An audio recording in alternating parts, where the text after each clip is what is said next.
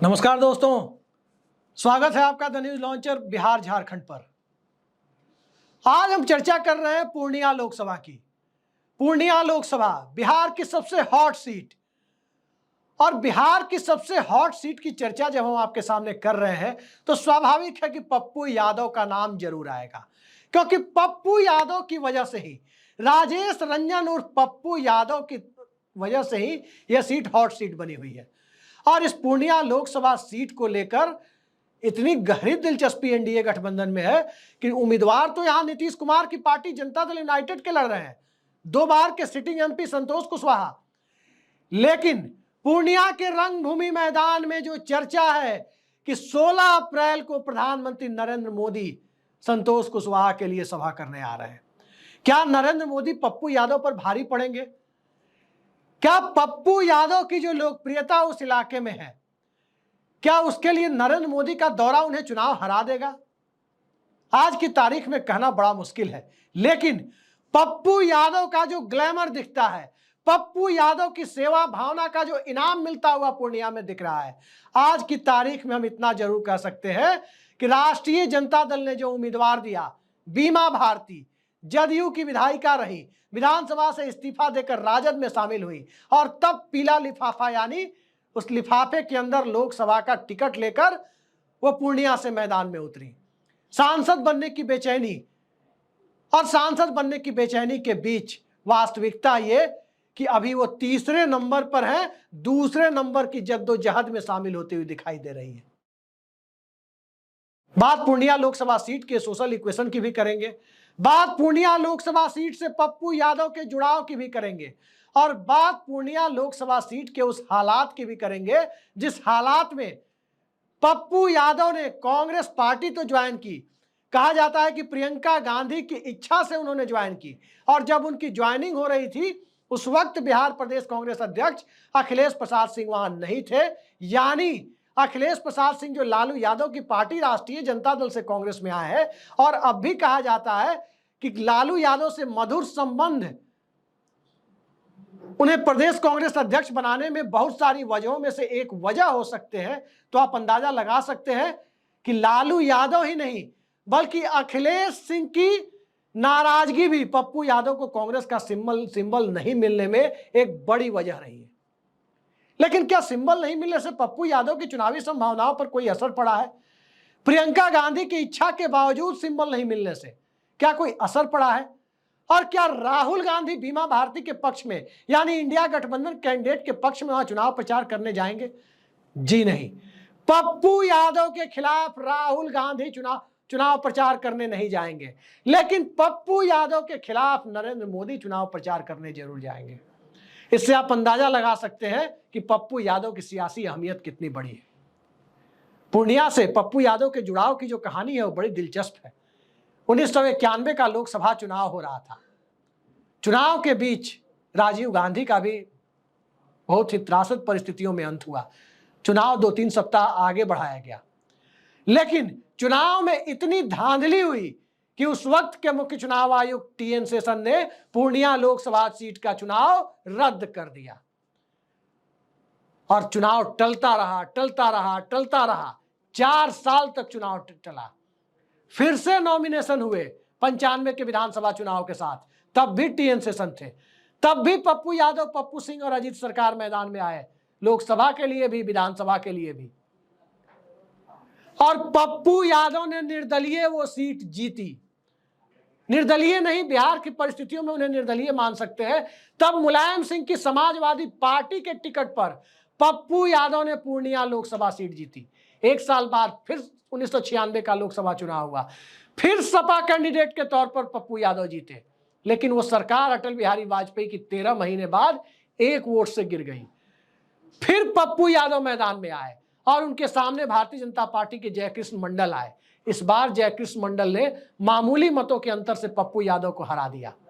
1996 की सरकार, पप्पू यादव सपा के टिकट पर जीतकर दूसरी बार संसद पहुंचे, और जब दूसरी बार वो संसद पहुंचे तो देवेगौड़ा और गुजराल की सरकारों का प्रयोग हुआ, मिड टर्म पोल हुआ, पप्पू यादव को फिर चुनाव में जाना पड़ा, पूरे देश को ही जाना पड़ा, और 1998 में फिर पप्पू यादव को मामूली मतों के अंतर से मात हाथ लगी।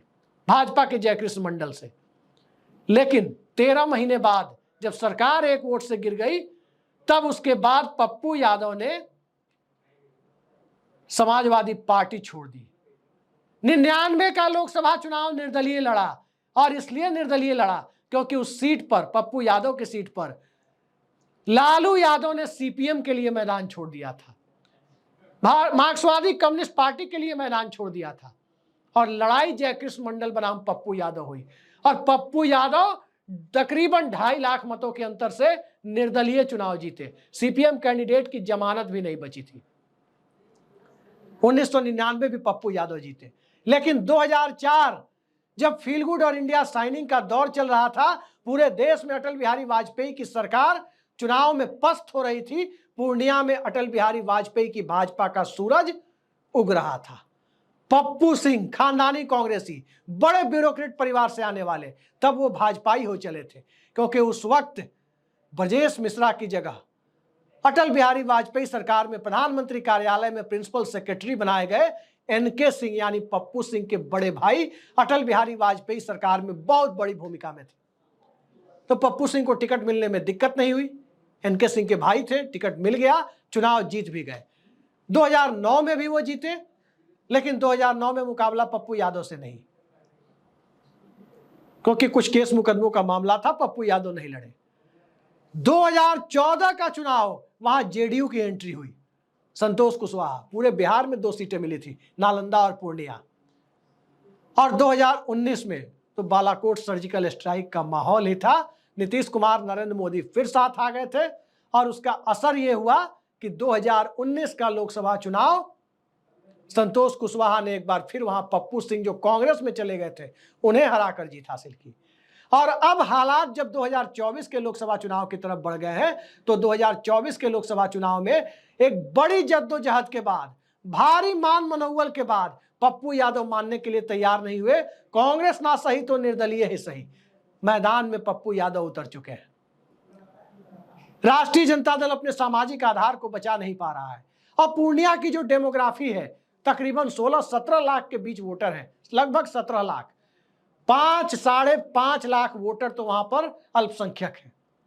कुछ बंगाली भी हैं, कुछ यादव भी हैं 1-1.5 लाख, 1 लाख के करीब राजपूत भी हैं, 1.25 लाख के करीब ब्राह्मण वोटर भी हैं, कुशवाहा वोटर भी 1-1.25 लाख है, और अति पिछड़े और महादलित वोटरों की एक पूरी जमात है जो तकरीबन 5 लाख वोट बनती है, अति पिछड़ा और दलित महादलित के वोटों को मिलाकर। अब इस हालात में अल्पसंख्यक एक तरफा पप्पू यादव के पीछे खड़े दिखते हैं। जो अपर कास्ट का वोट, जो सवर्णों का वोट माना जाता है, वो भी नरेंद्र मोदी के कैंडिडेट संतोष कुशवाहा को छोड़कर पप्पू यादव के पीछे दिख रहा है। यादव मतदाता भी लालू यादव और तेजस्वी यादव की अपील को दरकिनार करते हुए पप्पू यादव के साथ दिख रहा है। और इन सब के पीछे दलित और महादलित का एक बड़ा तबका भी पप्पू यादव के पीछे दिख रहा है। बंगाली समुदाय का एक बड़ा तबका भी पप्पू यादव के पीछे है। बीमा भारती के पीछे क्या है? राष्ट्रीय जनता दल के कैंडिडेट के पीछे थोड़े बहुत 10-15% यादव वोटर कह सकते हैं। कुल यादव वोटों का 10-15%। मोटे तौर पर जिस गंगोता बिरादरी से वो आती है, रुपौली विधानसभा में अच्छी खासी तादाद है, उनका वोट उन्हें दिखता है। उसके सिवा कुछ खास उनके पक्ष में दिखाई दे नहीं रहा है। मुकेश सहनी का वोट कितना वो अपने पक्ष में, उस हालात में जब वो खुद तीसरे नंबर के हालात में दिखाई दे रही है, कितना अपने पक्ष में टर्नआउट करा पाएंगी ये कहना बड़ा मुश्किल है।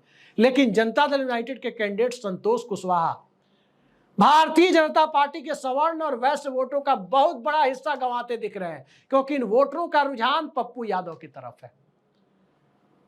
पप्पू यादव ने हिना साहब का सिवान में समर्थन भी किया है, और सिवान में भी देखा जा रहा है कि सवर्णों का झुकाव हिना साहब की तरफ है, मोहम्मद साहबुद्दीन, दिवंगत साहबुद्दीन की पत्नी की तरफ।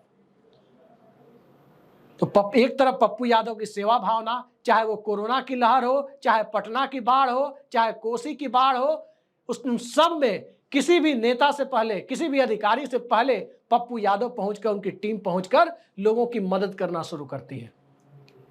तो ये सारी चीजें अब पॉलिटिकल डिविडेंड, राजनीतिक लाभांश, वोटों के लाभांश के रूप में पप्पू यादव के साथ आकर खड़ी दिखाई दे रही है। तो पप्पू यादव की जो स्थिति है, आप अंदाजा लगा सकते हैं कि पप्पू यादव इस चुनाव को किस प्रकार से प्रभावित करने की स्थिति में पहुंच रहे हैं।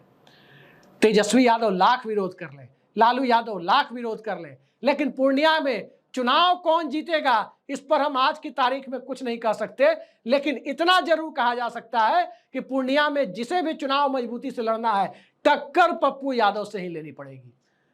पूर्णिया की लड़ाई का एक कोण पप्पू यादव बनाते दिख रहे हैं, दूसरे कोण पर फिलहाल संतोष कुशवाहा दिख रहे हैं, तीसरे नंबर पर बीमा भारती दिख रही है। लेकिन चाहे आखिरी दौर में संतोष कुशवाहा टक्कर लें जेडीयू प्रत्याशी, या आखिरी दौर में जाकर बीमा भारती ही टक्कर लेती दिखे, टक्कर पप्पू यादव से ही लेनी पड़ेगी। चुनावी टक्कर पप्पू यादव से ही होगी। और प्रधानमंत्री की रंगभूमि मैदान की चुनावी रंगभूमि किस प्रकार से प्रभावित करने की स्थिति में होगी, वो भी देखने वाली बात है। आज चर्चा पूर्णिया की, इसके पहले आपने चर्चा सुनी थी नवादा और औरंगाबाद की। अब आगे हम चर्चा आपके सामने रखेंगे, कटिहार लोकसभा सीट की चर्चा कल आपके साथ करेंगे कि कटिहार में तारिक अनवर कितने बड़े चुनावी फैक्टर के रूप में सामने आ रहे हैं। आज के लिए इतना ही, नमस्कार।